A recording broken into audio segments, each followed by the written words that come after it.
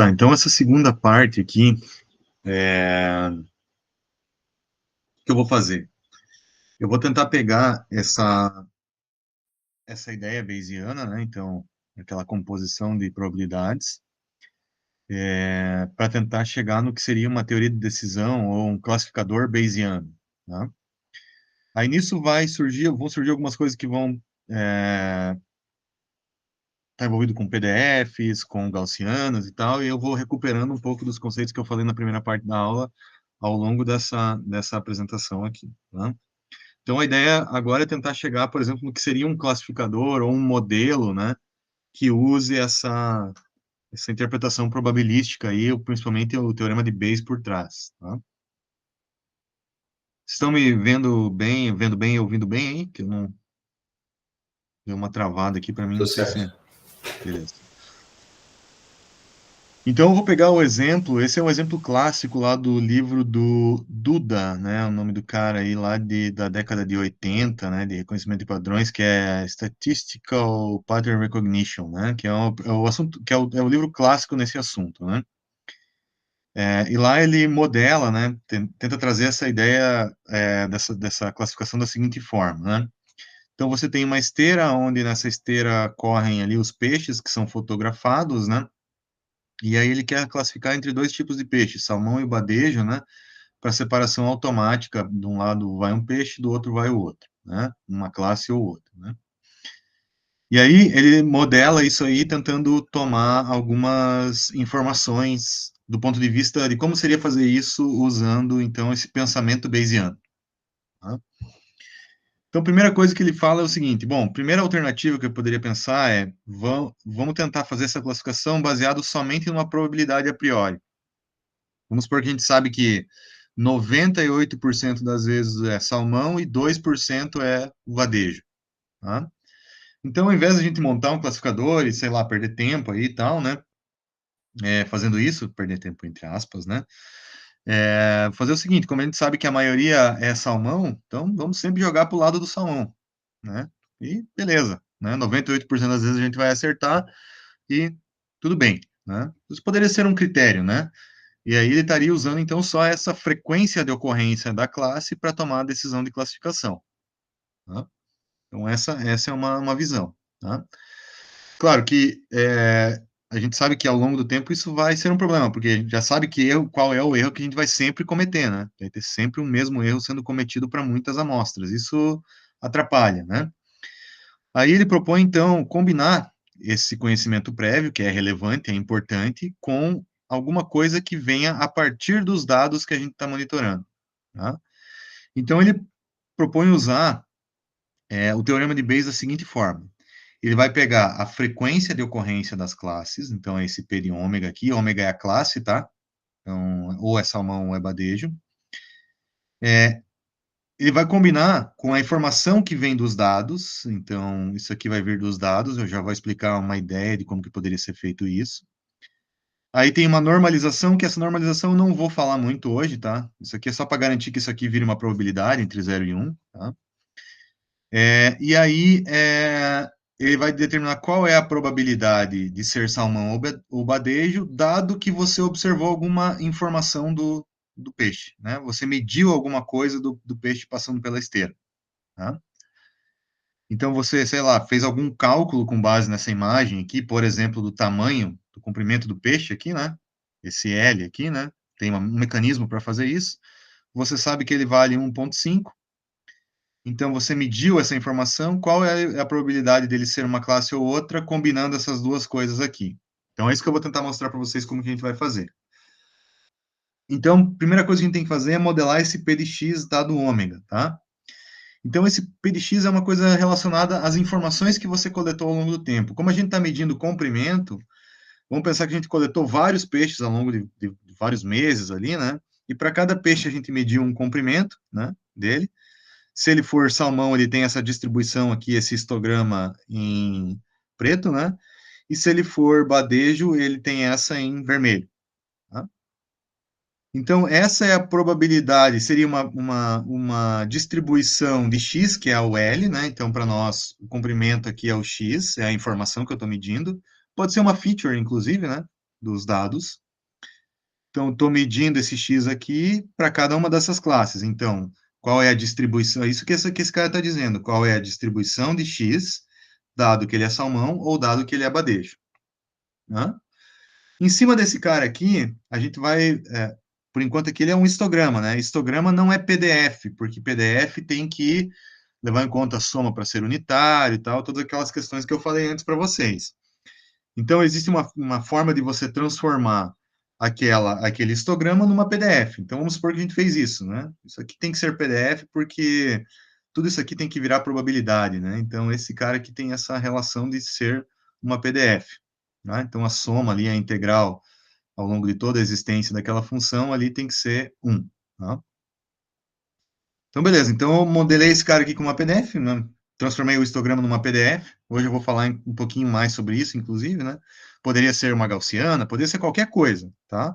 Modelei uma PDF para classe 1, salmão, e uma para classe 2, badejo, tá? Então, agora isso aqui está modelado por meio de uma PDF que eu posso combinar aqui, tá? Então, eu tenho a distribuição do comprimento para a classe 1 e a distribuição do comprimento para a classe 2. Tá? Aí, se eu levar em conta a composição, então, eu tenho as PDFs aqui, né? Tem a PDF da classe 1 e da classe 2, supondo que eu cheguei nesse valor aqui, tá? Se eu combinar isso aqui com a probabilidade a priori, que eu sei que, por exemplo, 2/3 ele é a classe 1 e 1/3 ele é a classe 2, aí eu, pelo teorema de Bayes lá, né, eu vou combinar então a PDF, que é esse cara aqui, com essa probabilidade a priori, vou normalizar esse troço para ser uma probabilidade, esse aqui eu não estou falando muito sobre ele, mas é só uma normalização. Combinando esses dois caras, então eu vou obter a probabilidade a posteriori, né? Que tá para a classe 2 é esse vermelho, e a classe 1 é essa que está em preto aqui. Então, o que, que eu tenho que fazer de posse dessas distribuições que eu tenho aqui, ó, da ômega 1 e da ômega 2? Dado que eu observei que um peixe tem, por exemplo, na esteira um comprimento de 12, eu vou olhar aqui, ó, a P da classe 1 é 0,5, pouco menos, 0,4 alguma coisa. E da classe 2, da preta aqui, é 0,5 alguma coisa. Então, para a classe 1 é maior que a classe 2. Então, para esse comprimento aqui, combinando o histórico dos comprimentos que eu medi por meio de PDFs, né, com a probabilidade a priori de cada classe, eu cheguei à conclusão que para esse comprimento aqui, o peixe é ômega 1. Tá? Aí, beleza, medi um outro comprimento lá, 14. Opa, 14, ele tem essa probabilidade de ser vermelho e tem essa probabilidade de ser preto, quase 1. Então, esse cara aqui certamente é a classe ômega 1. Tá? Então, como que seria esse processo que o Duda lá propôs para um primeiro modelo baseado em teoria de decisão bayesiana? Eu monto um histórico de uma feature ou um conjunto de features, modelo isso por meio de uma PDF, né? Combino com essas probabilidades a priori e obtenho essa distribuição a posteriori. Qualquer novo dado que eu tenha, eu coloco aqui e vejo qual que é a probabilidade maior. Se for para uma classe é 1, se for para outra, é outra.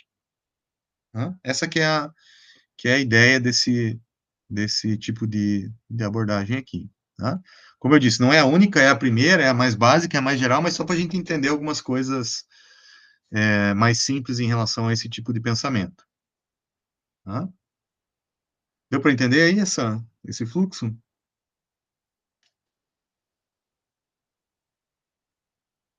Alguma pergunta?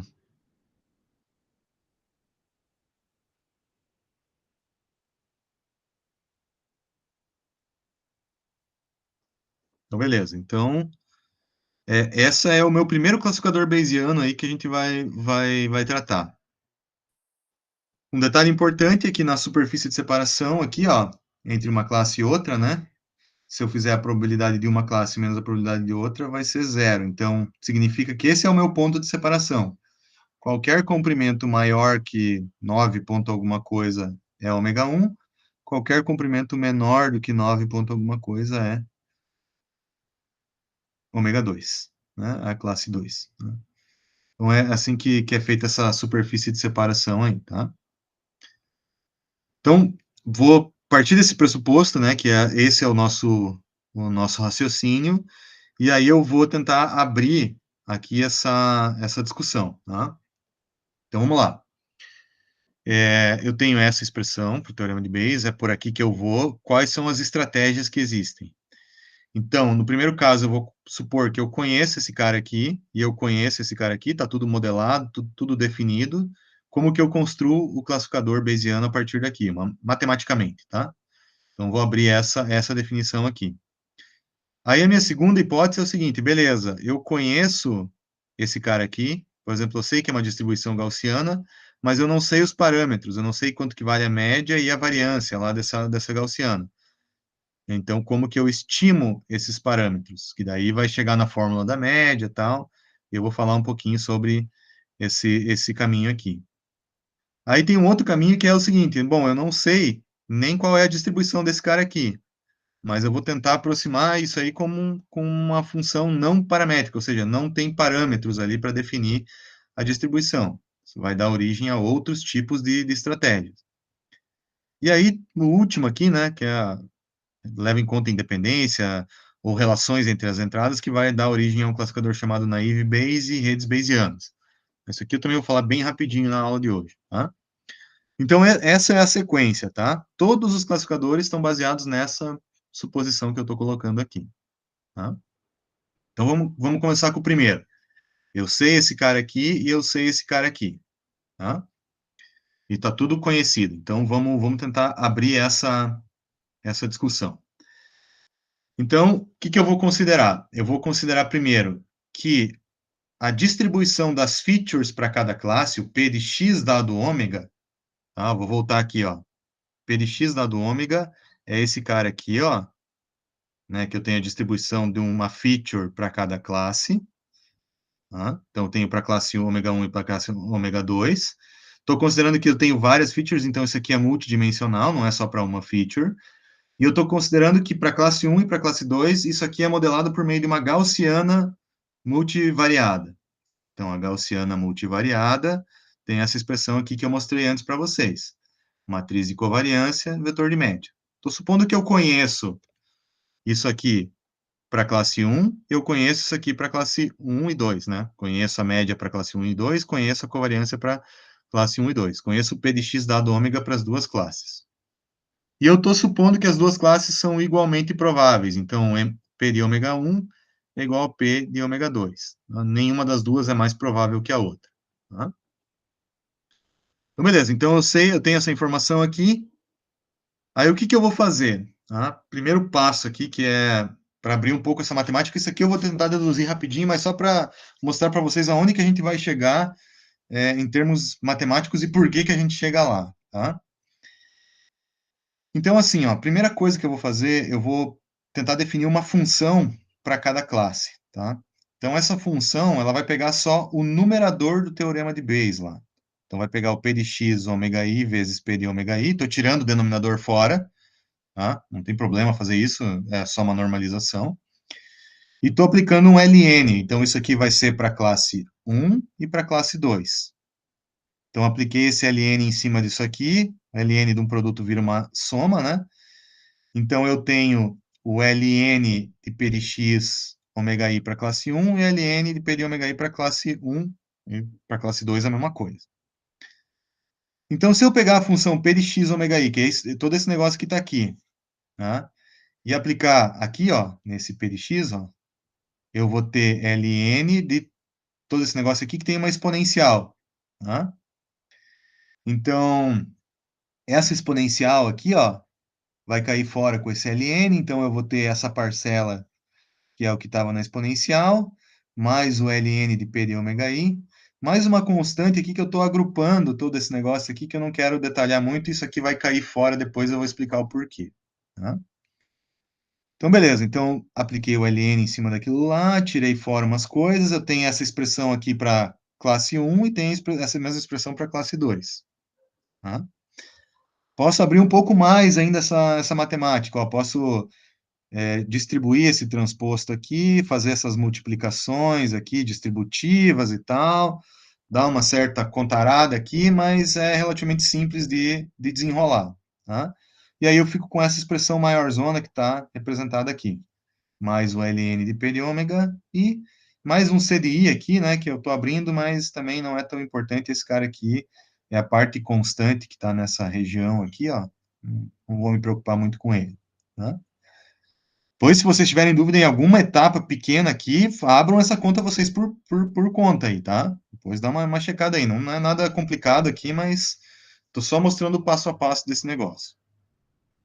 Então, eu vou ter o GI de X para classe 1, né? Está escrito por classe aqui, para classe 1 e para classe 2. Aí, beleza. Eu sei que na superfície de separação, na decisão ali, né? O P de ômega de uma classe vai ser igual ao P de ômega da outra. Ou seja, se eu subtrair uma da outra, tem que ser zero.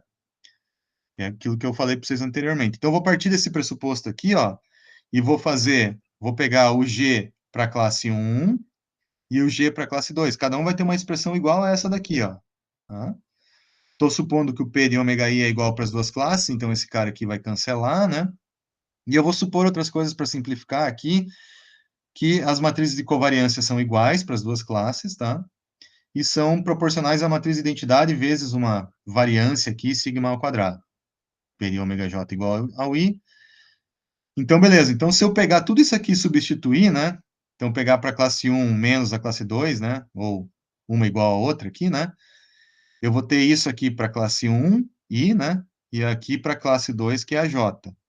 Então, já tirei fora os P de ômega e tudo aquelas coisas que são constantes e iguais para as duas classes. Já coloquei aqui, ó, que a matriz de covariância é igual para as duas classes, o que muda é o vetor de médias para a classe I e o vetor de médias para a classe J, tá? Então, se eu for observar esse negócio aqui, ó, um monte de coisa acaba cortando fora. Por exemplo, esse termo é igual dos dois lados, esse meio é igual dos dois lados, a matriz de covariância é a mesma para as duas classes, então eu multiplicar ela dos dois lados para as duas coisas dá na mesma, né? Então, ela não vai interferir nessa interpretação, ela pode ser removida, né? E aí, se eu rearranjar matematicamente, eu vou chegar nessa expressão aqui, ó. Vetor de médias da classe I menos o vetor de média da classe J vezes X menos esse troço aqui, que é um número real, tá? Que depende dessa multiplicação de Mi e J, tá? Aí, era esse o ponto que eu queria chegar e por isso que eu detalhei essa descrição. Então, se eu estou trabalhando com duas classes que são gaussianas, tá? Multidimensionais. Então, tem a classe aqui 1, né? Tem a sua matriz de covariância aqui e tal, e o seu vetor de médias, Mi1, né? Mi, vou chamar só o vetor de médias aqui, beleza, vetor de médias. E eu tenho uma outra classe, né, com a mesma matriz de covariância, igualzinha aqui, né? Ficou fora de escala, mas beleza. Esse aqui vai ter seu vetor de médias Mi2, tá? Existe um classificador que separa essa classe dessa daqui, que é dado por essa expressão que está aqui, tá? Pressupondo aí algumas simplificações que eu coloquei, tá? Mesma matriz de covariância e tal, né? E se eu for olhar esse classificador aqui, ele tem exatamente a estrutura do nosso classificador linear lá, ó, WTX mais W0. Mesma coisa, W0 está aqui, ó, encapsulado com esses vetores de média, né? Então, significa que existe um classificador que separa uma classe da outra, essa classe dessa classe aqui, que é parametrizado por um vetor W, que é dado por mi menos mi j. Tá? Então, esse cara aqui é mi menos mi j, tá? Que é o cara que separa uma coisa da outra. Ele tem o seu W0 aqui e tal, que eu também posso caracterizar, mas esse classificador, então, ele separa essas duas classes com essa característica. Tá? Então, se eu sei que as duas classes são gaussianas, tá? Multivariadas, cada uma com seu vetor de médias, a probabilidade entre elas é equivalente, e a matriz de covariância é igual e tem essa característica aqui, existe um classificador que vai ser o classificador, inclusive, ideal, nenhum outro classificador vai ser melhor que ele, por vezes a gente chama isso aqui de Bayesian Classifier na literatura, isso é muito importante, aparece muito em papers aí, né? Não vai existir nenhum outro classificador melhor que ele, e ele é parametrizado por um WTX dessa forma que está aqui. Tá? Então, eu não preciso calcular nada, eu só preciso conhecer os vetores de média, faço essas contas aqui, está resolvido esse classificador. Claro, existe essa suposição que está aqui, né? Que tem que ser respeitada. Se isso não for respeitado, isso que eu estou falando não vale, né? Então, esse é o melhor classificador possível que a gente pode chegar, né? Para esse cenário. De novo, essa dedução, se você tem dúvida, é fácil de abrir ela aqui passo a passo, não é complicado chegar nesse resultado, né? Tá, e se... então, só colocando em exemplos aqui, né? Vamos supor que eu tenho três classes aqui, cada um com seu vetor de médias, né? Mesma matriz de covariância para todo mundo, mesmo P de ômega ali, né? Cada classe vai estar modelada pela sua gaussiana ali, né? Com o seu centro e tal. Eu tenho separação entre essas duas classes que é dada por esse classificador, que é essa média menos essa. Para essas duas classes é esse e esse, e para essas duas é esse e esse. Tá? Então, eu tenho esse separador aqui. Tudo que cair aqui é uma classe, outra e outra. Tá? Então, eu tenho esse classificador, que é parametrizado por esses vetores de média aí, né? E nenhum outro classificador vai ser melhor que ele. Esse é o melhor classificador possível, que vai ter o melhor acerto de classificação. Então, esse é o classificador dito Bayesiano, tá? Seguindo esse fluxo dessa interpretação do teorema de Bayes. De novo, ó, matriz de covariância, diagonal com o valor igual aqui, ó. Aqui é tudo zero, né? Valor igual. Então, ela é esférica, né? Redondinha aqui e tal, beleza. Então, essa é a característica desse classificador para esse tipo de problema. Ah, mas se as minhas classes não são gaussianas? Bom, aí não vale isso daqui, tá? Vou restringindo esse cenário aqui, tá? Ah, mas e se o meu classificador for... e se as minhas classes não tiverem essa matriz de covariância, essas restrições aqui não valerem, o que que acontece? Aí é outra história, eu já vou chegar lá, tá? Mas eu estou só colocando para vocês que se respeitar esses critérios, esse é o classificador, tá? E é o nosso classificador linear que a gente já está acostumado lá, tá?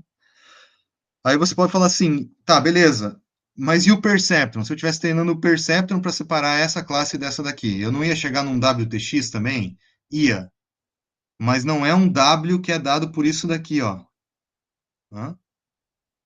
Esse W aqui, ele tem essa restrição, ele é essa fórmula que está aqui. É só eu subtrair uma média da outra, eu vou obter esse W aqui. E esse aqui vai ser o melhor possível. Tem essa restrição teórica, que eu não estou provando aqui, mas existe uma prova por trás. Se o Perceptron bater aqui, beleza, mas não tem garantia que isso aconteça. A SVM consegue esse cara aqui, porque tem a margem e tal, ela vai chegar. Né? Logistic Regression não tem essa garantia aqui. Então, é uma outra interpretação para o mesmo tipo de classificador que a gente já viu antes. Tá? Isso aqui tá claro, gente? Isso aqui é uma história meio longa. Às vezes, para entender todos os detalhes disso aqui, não é tão numa primeira rodada que vocês vão pegar. Querem que eu repita alguma coisa?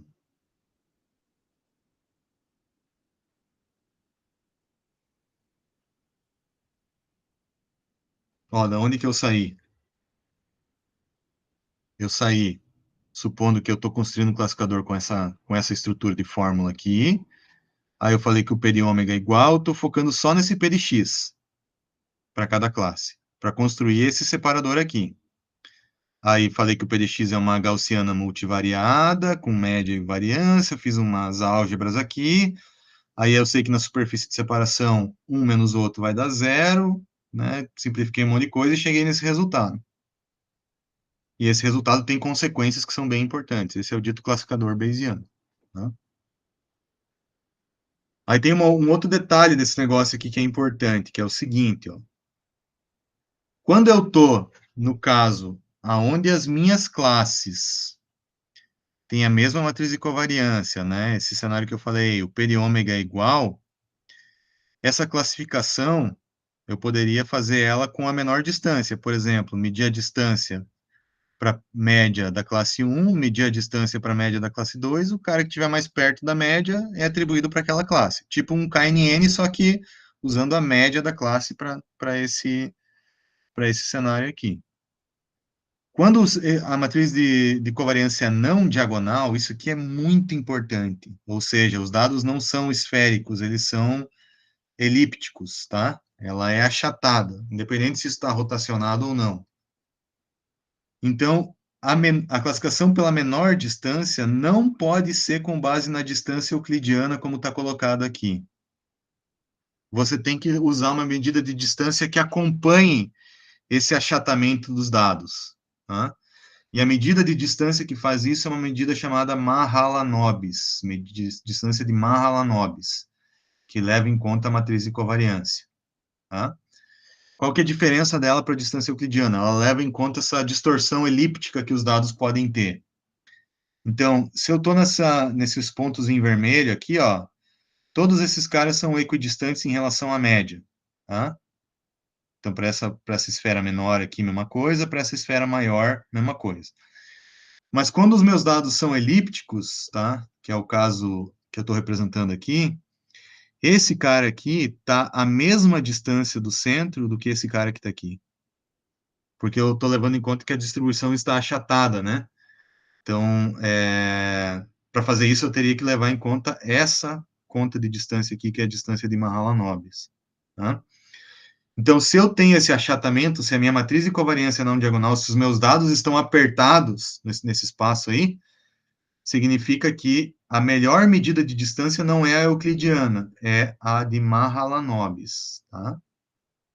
Isso aqui é, putz, muito importante. Eu vejo muita gente, às vezes, esquecendo desse detalhe aqui, usando coisas baseadas em distância que não levam em consideração isso. Né? Ah, mas e se eu quisesse forçar a barra e usar a distância euclidiana? Bom, aí você tem que tomar cuidado com uma outra coisa que é o seguinte. Existe uma forma de você fazer uma transformação nos seus dados para que eles fiquem com uma cara mais esférica. Tá? Então, se você tem os seus pontos, né, espremidos aqui, e você quer que eles fiquem esféricos, assim, quer fazer essa transformação, você pode fazer um negócio chamado whitening. Né? Que é tentar remover essa correlação aqui, né? Essa covariância que existe entre as variáveis, tá?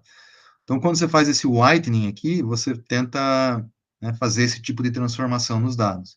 E aí, beleza, você não precisa mais se preocupar com distância de Mahalanobis, pode usar distância euclidiana. Tá? Então, né, isso é uma ressalva que eu gosto de apontar aqui, que às vezes passa batido, mas é algo relevante, tá? A cara dos dados influencia na medida de distância. Ah, beleza, só um parênteses aí, né? Voltando para o nosso problema, tá? Então, se eu estou nesse cenário aqui, que agora, que não estou mais com matrizes de covariância diagonal e tal, tenho modificações aqui, ó. Minha matriz de covariância é não diagonal, mas ainda tem probabilidades a priori igual. O que acontece com o meu classificador? Ele vai começar a ficar, ó, estou mudando a matriz de covariância, né? Diferente aqui e tal. O meu classificador, ó, as distribuições de cada classe dos dados aqui, ó, o meu classificador começa a ficar uma coisa não linear. E ainda, se os dados forem gaussianos, esse cara não linear aqui ainda é o melhor classificador possível que eu posso ter para essa distribuição de dados. Tá? Nenhum outro classificador vai ser melhor que esse aqui para essas condições. O classificador Bayesiano, ele é sempre a nossa referência. Tá? E aí, bom, né, dá para extrapolar isso aqui para vários cenários, mas eu não quero abrir a matemática, porque daqui a matemática já começa a complicar demais. Tá? Mas, de novo, qual que é o fluxo que eu estou fazendo? Tá? Para tentar deixar isso bem claro. Eu estou partindo sempre desse pressuposto aqui. Estou usando essa expressão. Beleza. Então, eu considero que tudo isso aqui é igual para todas as classes, então esse cara acaba meio que caindo fora. Aí eu estou olhando para o denominador aqui, também estou tirando ele fora, porque é só uma normalização, e estou falando que isso aqui é gaussiano. Meus dados, as minhas features são modeladas por gaussianas. Tá? Então, eu vou ter uma gaussiana para classe 1, uma gaussiana para classe 2, e assim sucessivamente. Tá? E aí eu estou encontrando a superfície de separação. O que que é a superfície de separação? É quando P de ômega I dado x é igual P de ômega j dado x. Então, existe essa relação aqui, tá? Então, esse ponto aqui é a separação. Aí, quando eu respeito algumas condições aqui de média e covariância, eu chego num classificador que é linear, que é esse cara aqui. Quando muda a minha matriz de covariância por classe, eu chego num outro classificador, que é não linear, que é esse cara que está aqui. E eu estou falando para vocês que existe uma prova matemática por trás que diz que esse é o melhor classificador possível. Basicamente, esse é o caminho, tá? Vejam que a encrenca começa a subir muito aqui, né? Mesmo para um cenário mais simples, mais controlado, matematicamente mais, né, resumido, o papo é longo, né? A discussão aqui vai longe, né? Conseguiram entender o caminho das pedras aí, pessoal? Ou pelo menos essa visão geral? A matemática vocês podem ver depois, mas conseguem entender essa motivação, pelo menos, aí?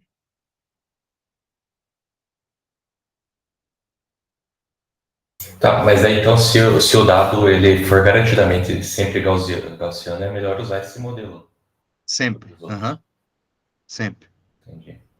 Então, por exemplo, aquele conjunto de dados que você deu ali para a gente fazer agrupamento, que tinha 2 a 8 grupos lá, se a gente fizesse usar aquilo como classe, esse método aí ele seria Sim, porque aquilo lá é gaussiano. gaussiano. Isso, tá, Uhum. beleza.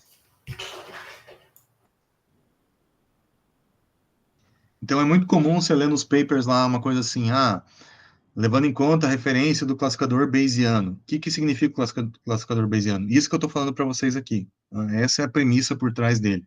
Tá?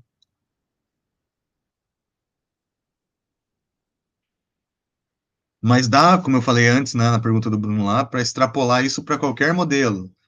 Dá para fazer a versão bayesiana lá de uma rede neural, do logistic regression e tal.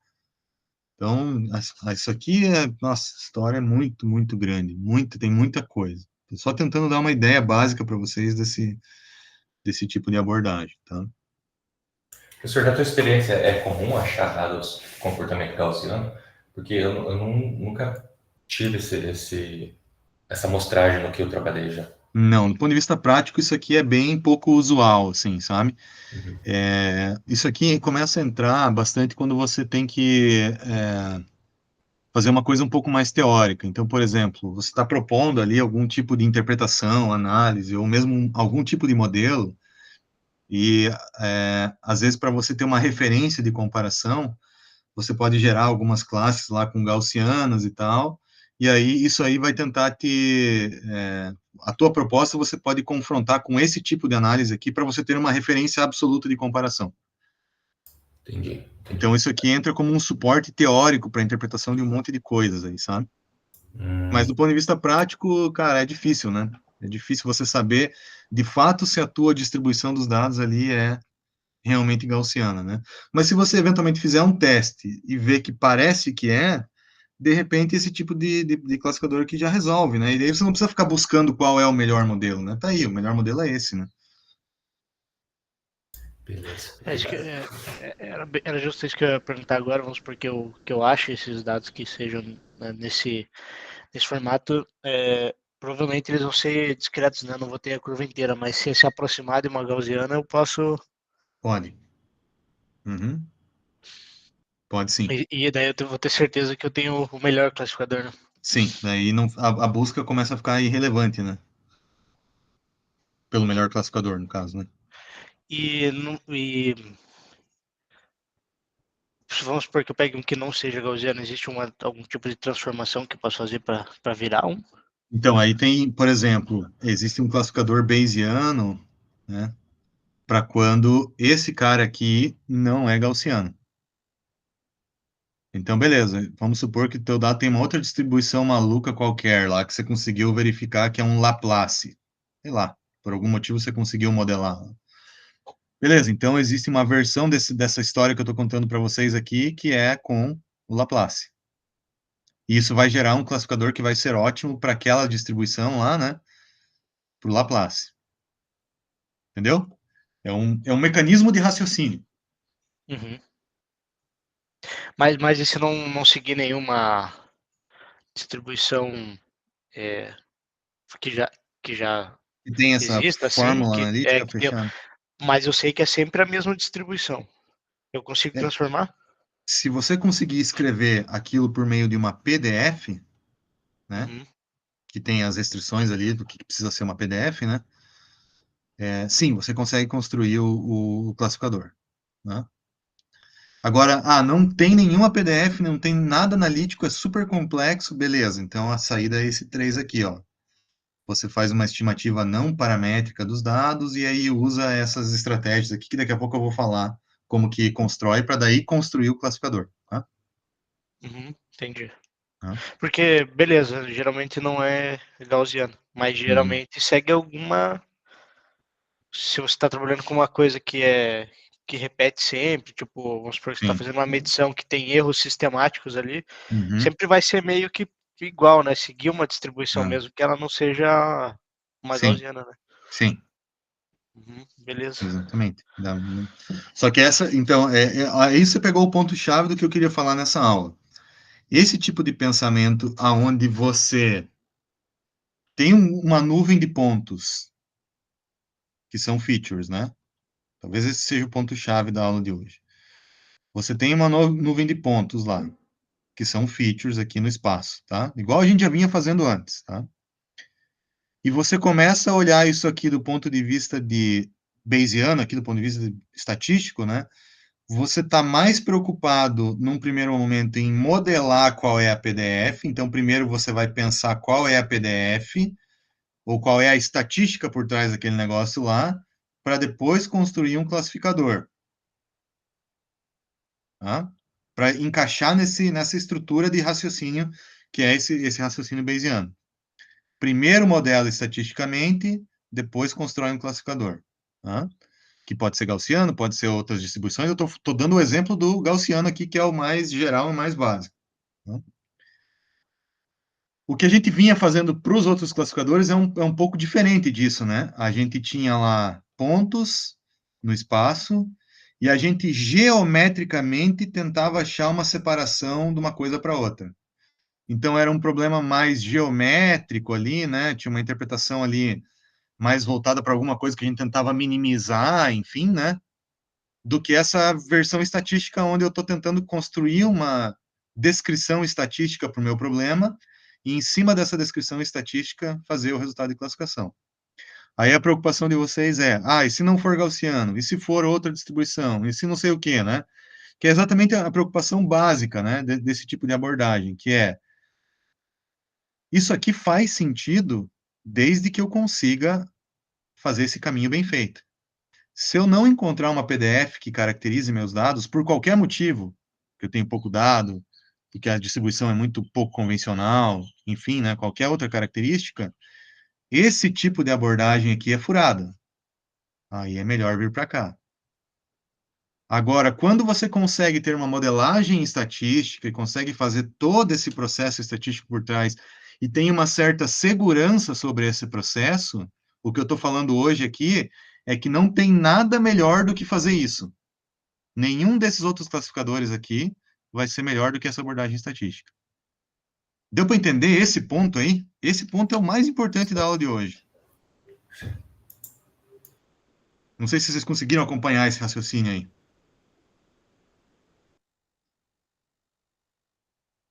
Se eu respondi a tua pergunta também, Bruno, não sei. Não, respondeu sim. Tranquilo, senhor. Beleza, gente? Então são duas formas de pensar sobre um problema que é muito parecido. Um, eu estou olhando do ponto de vista estatístico e tenho todo esse arcabouço matemático por trás, que inclusive me dá segurança sobre alguns resultados.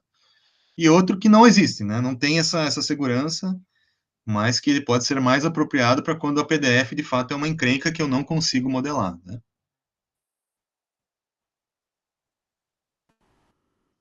Mas isso aqui é difícil para quem não é da área, assim, se familiarizar, né? Probabilidade e PDFs é sempre uma encrenca, né? Então, o primeiro contato, às vezes, é sempre meio confuso, né? Tá, aí vamos para o segundo cenário, tá? O segundo cenário é o seguinte, ó. Eu não tenho... Vou tentar ser um pouco mais breve aqui, tá? Deixa eu voltar lá para o começo, que acho que vai ficar mais fácil de explicar. Meu segundo cenário é o seguinte, ó. Então, eu sei que esse cara aqui, por exemplo, é uma gaussiana. Então, beleza. Vou ficar no exemplo da gaussiana, que é mais fácil, tá? Eu sei que isso aqui é um gaussiana. Tá resolvido isso aqui já, por algum motivo eu sei. Mas o que eu não sei são os parâmetros. Então, qual é a média e qual é a matriz de covariância? Hã? Como que eu faço isso aqui? Tá? Bom, eu falei para vocês que existe uma fórmula, né? Então, existe uma fórmula para média e existe uma fórmula para matriz de covariância, que faz uma integral lá e tal, para toda a existência do P de x lá, né? Então, para todo P de x, eu tenho que resolver uma integral lá e tal, que vai dar a expressão da média e vai dar uma expressão para a covariância. Qual que é o problema aqui, né? O problema é que eu não tenho esse infinito aqui, né? O que eu tenho são só alguns dados. Então, só como que eu faço a partir desses alguns dados para fazer uma estimativa da média e uma estimativa da matriz de covariância? Tá? Como que eu estimo a partir do que eu tenho? Eu não tenho infinito, eu tenho alguns. Como que eu estimo a partir desses alguns esse valor aqui? Então, eu não posso usar a fórmula, eu tenho que partir para uma outra estratégia, e essa estratégia que dá origem aqui nesses estimadores, que é o maximum likelihood, maximum a posteriori, inferência bayesiana, e aí aqui também existe uma infinidade de opções, tá? Mas eu vou tentar explicar pelo menos o maximum likelihood, que eu já falei sobre ele numa aula passada, eu vou tentar dizer qual que é a ideia por trás dele, tá? Então, a ideia, de forma bem simples, eu tenho uma nuvem de pontos, e a partir dessa nuvem de pontos eu quero estimar a média e quero estimar a covariância. Tá? Não consigo usar a fórmula, tenho que fazer essa estimativa. Beleza. Então vamos lá ver como é que o maximum likelihood opera. Tá? Então o maximum likelihood, vou primeiro explicar a intuição, depois eu mostro a fórmula ali. Né? Então o que, que eu quero com o maximum likelihood? Eu quero tentar, dada essa nuvem de pontos que eu tenho aqui, eu quero encaixar uma gaussiana nesses caras aqui, ou seja, vou tentar, como se fosse um quebra-cabeça ali, né? Encaixar uma gaussiana que pode ter diferentes matrizes de covariância, pode estar achatado, arredondado, né? Alongado e tal, né? Então, posso ter qualquer matriz de covariância e eu posso colocar essa gaussiana em qualquer lugar, pode ter qualquer média. Tá? Pensando no caso unidimensional, que é mais fácil de enxergar isso aqui. Eu posso ter vários pontos aqui, né? E eu posso colocar essa gaussiana em qualquer lugar aqui, da esquerda para a direita, e ela pode estar mais achatada ou mais larga, de acordo com a variância. Então, eu posso mexer em todas essas coisas aqui. Qual que vai ser a melhor gaussiana para esse cenário aqui e para esse cenário aqui? Então, o maximum likelihood fala o seguinte, que essa gaussiana vai ser a melhor para aquela que, quando eu colocar ela em cima dos dados, ela vai dar o maior produto desses valores aqui em y, que é chamado de likelihood. Tá? O nome em inglês desse... que isso aqui não é uma probabilidade, né? Porque não pode ser, né? A probabilidade é zero, né? Para um ponto específico, né? Então ele tem esse nomezinho chamado likelihood. Deixando quieto o nome por enquanto, né?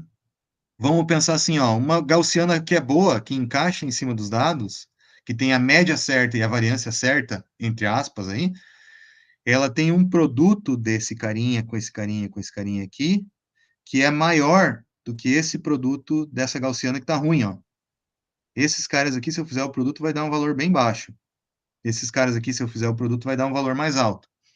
Então, quanto maior o produto desses carinhas aqui, dos likelihoods, mais bem encaixada vai estar a gaussiana em cima dos dados.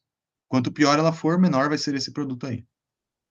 Então, o que eu quero é tentar encontrar quais são os parâmetros de uma gaussiana que maximiza o produto dos likelihoods ali, né? Qual é o θ, que são os parâmetros, então, qual é a média e a matriz de covariância, ou média e variância, para o caso unidimensional, que para os diferentes valores possíveis para o θ aqui, vai maximizar esse produto desses caras aqui, que são os likelihoods, né? Então, qual é esse valor aí? Quem são esses caras aí? Para onde que essa gaussiana tem que estar? Né? Ela tem que maximizar isso aí. Se ela maximizar isso aí, eu vou ter o melhor conjunto de parâmetros, média e matriz de covariância para aquela gaussiana. Aí, beleza. Se eu resolver esse problema aqui, né? Normalmente se faz um log para tirar o produto de probabilidade, que eu já expliquei para vocês lá, né? Que dá origem ao chamado log likelihood. Derivar esse troço aqui igualar a zero. Não vou deduzir isso daqui, mas eu vou chegar nessa expressão aqui, ó. Essa aqui é o valor da estimativa da média para esse estimador aí, né? Para uma gaussiana. E esse aqui seria da variância, né? Ou poderia fazer isso para o caso multidimensional, vai dar origem para uma fórmula da matriz de covariância.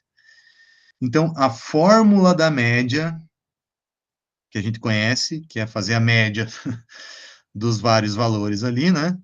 Então, eu tenho vários pontinhos em uma dimensão lá. A média desses caras aqui, que é dado por essa expressão aqui, é uma estimativa da média da gaussiana, dado esse conjunto de pontos aqui.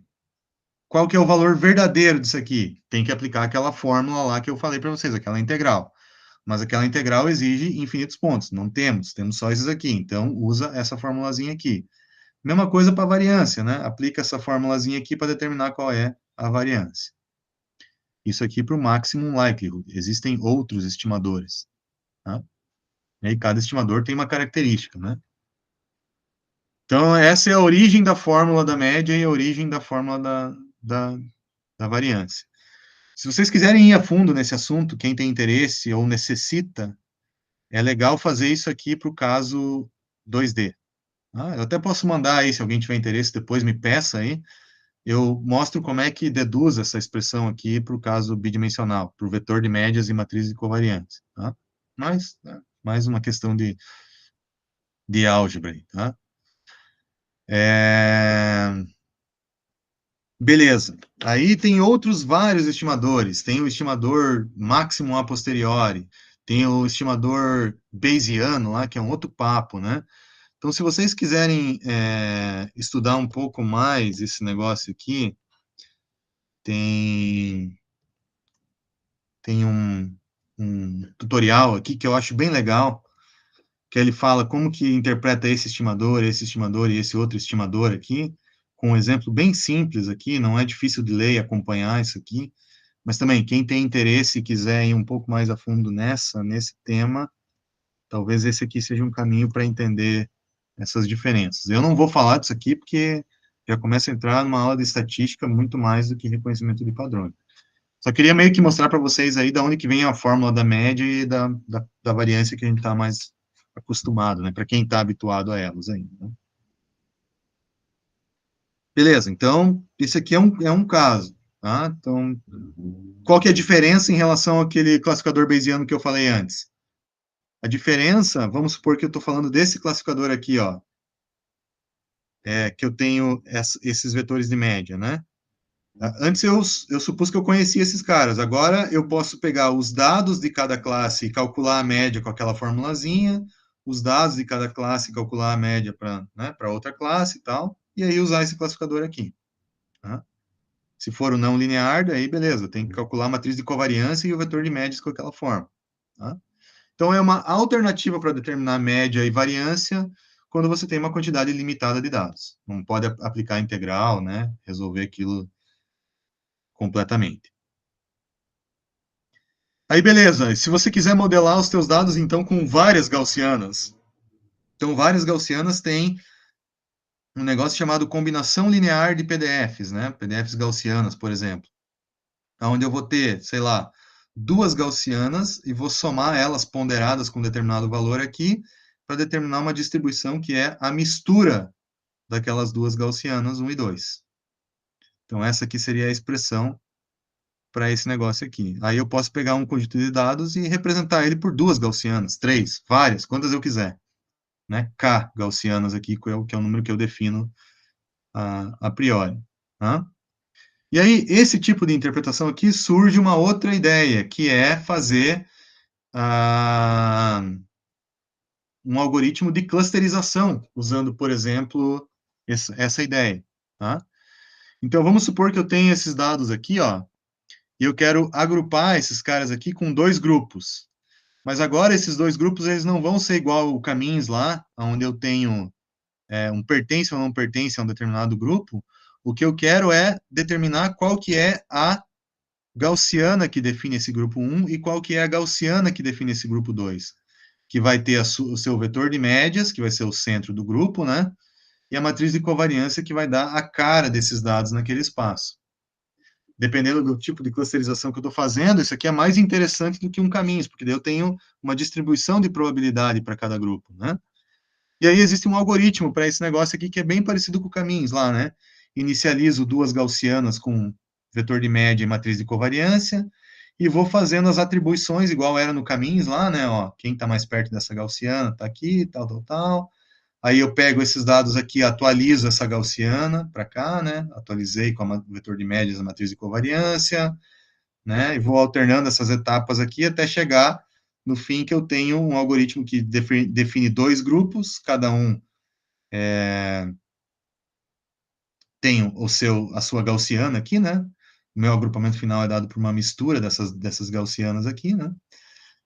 Vetor de média, matriz de covariância e assim sucessivamente. Posso usar isso aqui para clusterização, né? Tem um exemplo aqui, né, onde eu vou rodando isso aqui iterativamente aí, né, para esses dados e vendo como que o meu agrupamento, como que as gaussianas finais ficam, né, em termos de vetor de média e matriz de covariância, né. E como que esse algoritmo funciona? Ele é tipo o K-means lá, né. Eu tenho que ver quem está mais perto e depois atualizar, é o expectation maximization. Então, eu primeiro faço o expectation, né, lá no Caminhos eu usava distância, aqui eu tenho que fazer uma medida de probabilidade e tal, algo parecido com probabilidade, né? Existe um outro nome, né, que é responsibility aqui, né, para esses caras. E depois atualizo o vetor de médias, matriz de covariância e quanto que cada gaussiana tem de importância e tal, né? Mas basicamente é aquele mesmo algoritmo de antes lá, né? Só que agora olhando ele de um ponto de vista probabilístico, né? Então estou colocando um parênteses aqui mostrando uma outra interpretação, né? Então, seria uma outra forma de fazer clusterização agora usando estatística, né? E aí, beleza, também eu poderia, que nem o Bruno perguntou antes ali, tá, eu não tenho a distribuição, eu não sei se ela é gaussiana, eu não sei o que ela é, né? Então, existem aproximadores de distribuição. Já falei de um deles, que é a janela de parsing, né? Então, se não existe nenhuma distribuição que você possa encaixar, você pode partir para uma solução, por exemplo, chamada não paramétrica, né? O que é não paramétrica? Não paramétrica, ela vai dizer o seguinte, que a tua PDF vai ser modelada por uma soma de n gaussianas, n é o número de pontos que você tem, cada uma centrada aqui nesses pontos, com uma variância pré-determinada aqui, né? E aí a soma dessas n gaussianas aqui, né, para todas elas, vai reconstruir a tua aproximação ali da função da tua PDF. Tá? Também é uma opção.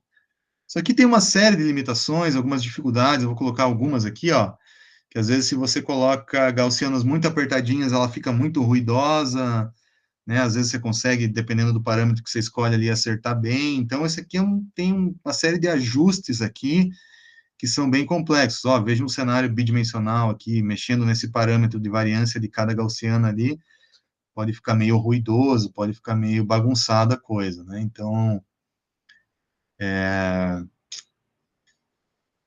o problema central, né, é que naquele caminho onde eu tenho os dados e preciso estimar uma PDF, eventualmente a tua estimativa da PDF pode ser ruim, e aí você compromete todo o resto, né?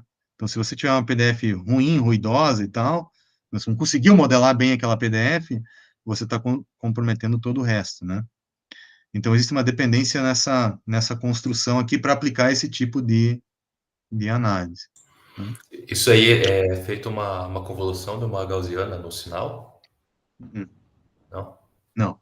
É só eu pegar os pontos, cada ponto que eu tenho, tá? Do meu dataset, centrar uma gaussiana aqui nele, com variância predeterminada, e a soma de todas essas gaussianas vai dar essa vermelha aqui, que é a final. E aí a PDF final é dada por essa expressão que está aqui, e representada por esse gráfico aqui. Essa é a PDF, que é a soma de várias gaussianas centradas em cada ponto. Isso aqui pode ter um formato arbitrário qualquer, porque é a soma dessas gaussianas, né? E é normalizado no final, então. Normalizada. Que na verdade essa soma já permite uma normalização, né? Quando Entendi. você faz isso aqui, ele normaliza. É porque a convolução de uma gaussiana, ela mantém a energia do sinal. Sim. Então, nesse caso, vai deixar normalizado para 100%, então. Entendi. Quando eu divido aqui, naturalmente eu tô normalizando para 1, né? Então, quando eu fizer a integral desse PDX aqui, esse aqui vai ser 1, tá? Que esse vermelhinho aqui tem que dar 1. Tá? Beleza, obrigado. Isso aí parece Fourier, né? Só que um pouco diferente. Aí você vai somando as curvas ali É, pra. aproximar uma função, né? É, Aham. Só que veja que isso depende da escolha desse parâmetro, né? Se você falar que esse cara vale, vamos colocar aqui, no caso A, 0,0, não, caso B, 0,05, veja que o que ele está tentando aproximar, que é, na verdade é isso, tá horrível, né? Se eu coloco aquele parâmetro 0,8, opa, melhora um pouquinho, né? Tá mais parecido com o que deveria ser. Aí quando. Não, perdão, 0,05 era o segundo, né? Enfim, tô só comparando aqui, ó, que diferentes valores e parâmetros ali geram diferentes PDFs. E cada uma dessas PDFs, se não tiver legal, todo o resto que usa essa PDF aqui está comprometido, né? Era isso que eu queria apontar, né? Então, naquele caminho, de novo, né? Estimar a PDF para daí construir o classificador, eu tenho que estar muito seguro que a minha PDF está ok para que o resto fique ok também. Se essa estimativa da PDF estiver comprometida, o classificador também vai ficar comprometido, né?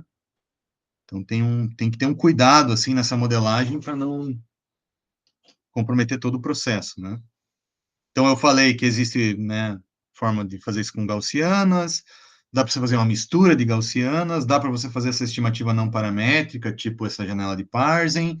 E aí, por último, tem também aqui o Naive Bayes, que é você pegar cada feature e fazer uma PDF por feature, né? Então, uma gaussiana para feature 1, uma gaussiana para feature 2, e depois multiplicar essas gaussianas aqui para determinar a PDF final. Esse é um classificador complicado, porque ele assume independência entre as variáveis aqui.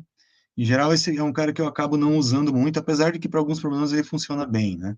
Principalmente quando você tem muitas features. Mas, enfim, é uma outra forma de fazer a mesma coisa, estimar esse caminho, né? Tem dados, estima PDF, em cima da PDF, usando esse esquema de Bayes aí, constrói o classificador. Esse é o fluxo, né? Então, é isso que eu tava tentando explicar para vocês aí na aula de hoje, né? Então, se for gaussiano, né, eu posso usar o maximum likelihood lá para estimar média e covariância. Se essa estimativa for legal e os meus dados forem de fato gaussianos, eu vou ter uma boa estimativa para PDF e talvez eu tenha um bom classificador. Se essa estimativa ficar ruim, porque eu tenho poucos dados, enfim, né, ou ainda tem pouca informação para caracterizar uma média, né, pense que se você tem 2 pontos, né, para fazer uma média, talvez você tenha esse valor aqui, mas se você imaginar que esses pontos, na verdade, estão aqui, ó, à medida que você vai coletando mais informações, a tua média, na verdade, estaria aqui, né? Então, aquela estimativa inicial com poucos pontos foi ruim. Então, o estimador depende da quantidade de pontos e da qualidade desses pontos, né? Então, se eu tiver um estimador que dá uma média e uma covariância ruim, eu vou ter uma PDF ruim e vou ter um classificador ruim. Né? Ah, eu não é gaussiano, não é nada, beleza, vou fazer com parsing. Beleza, vou estimar com a janela de parsing. Na janela de parsing, eu tenho que tomar cuidado com esse parâmetro que eu seleciono, que é o H. Se eu colocar um H legal, eu posso ter uma modelagem boa. Se eu colocar um H ruim, eu posso ter uma modelagem ruidosa que vai comprometer o classificador depois.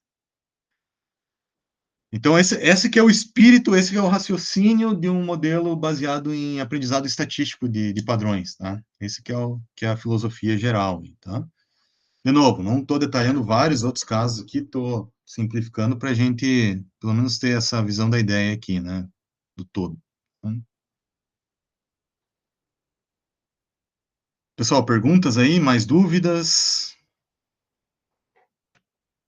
Vou parar esse vídeo aqui também, que eu não tenho mais nada, mas podem perguntar.